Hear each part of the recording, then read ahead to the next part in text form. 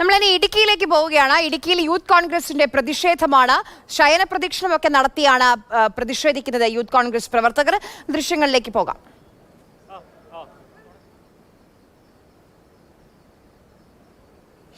Jain S Raju നമുക്കൊപ്പം വിവരങ്ങളുമായി ചേരുന്നുണ്ട്. ജെയിൻ, എന്തിനാണ് ഈ പ്രതിഷേധം യൂത്ത് കോൺഗ്രസിന്റെ?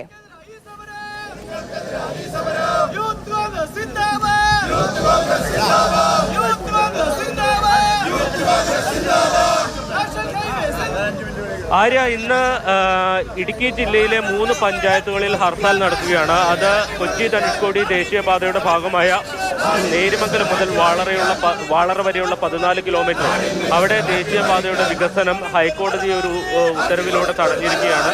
പ്രധാനമായും ഈ വനത്തിനകത്തുകൂടിയാണ് ഈ റോഡ് കടന്നു പോകുന്നത് എന്ന് കഴിഞ്ഞ ദിവസം വനം വകുപ്പ് സത്യവാങ്മൂലം നൽകിയിരുന്നു. വനത്തിനുള്ളിലൂടെയാണ് റോഡ് കടന്നു പോകുന്നതെങ്കിൽ അത് അല്ലെങ്കിൽ ഭൂമി ഏറ്റെടുക്കുന്നതിന് കേന്ദ്ര പരിസ്ഥിതി മന്ത്രാലയത്തിന്റെ അനുമതി വേണമെന്ന് ഹൈക്കോടതി നിർദ്ദേശിക്കുകയായിരുന്നു. അതോടൊപ്പം തന്നെ യാതൊരു വിധത്തിലുള്ള വനേതര പ്രവൃത്തികളും അവിടെ നടക്കരുതെന്ന് ഹൈക്കോടതി ഉത്തരവിടുന്നു.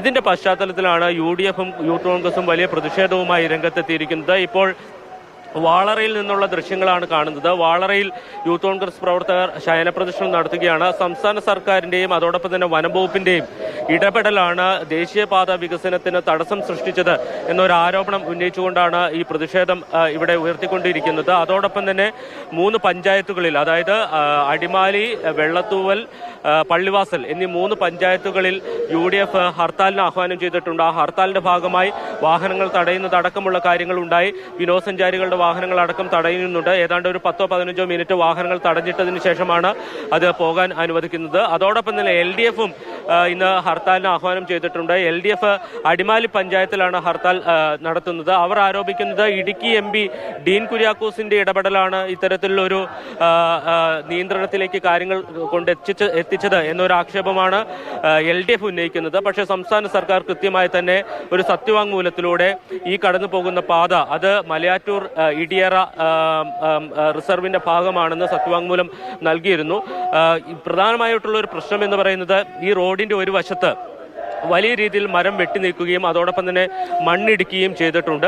ഇപ്പോൾ കോടതിയുടെ ഇടപെടലിനെ തുടർന്ന് ഈ നിർമ്മാണ പ്രവൃത്തികൾ തടസ്സപ്പെടുമ്പോൾ അവിടെ സംരക്ഷണ ഭിത്തിയുടെ നിർമ്മാണം അടക്കമുള്ളതാണ് തടസ്സപ്പെടുന്നത്. അതുകൊണ്ട് തന്നെ വരും ദിവസങ്ങളിൽ മഴ ശക്തമായാൽ അവിടെ മണ്ണിടിച്ചിലും അതോടൊപ്പം തന്നെ മരം വീണുള്ള അപകടങ്ങൾ ഉണ്ടാകാനുള്ള ഒരു സാധ്യതയുമുണ്ട്.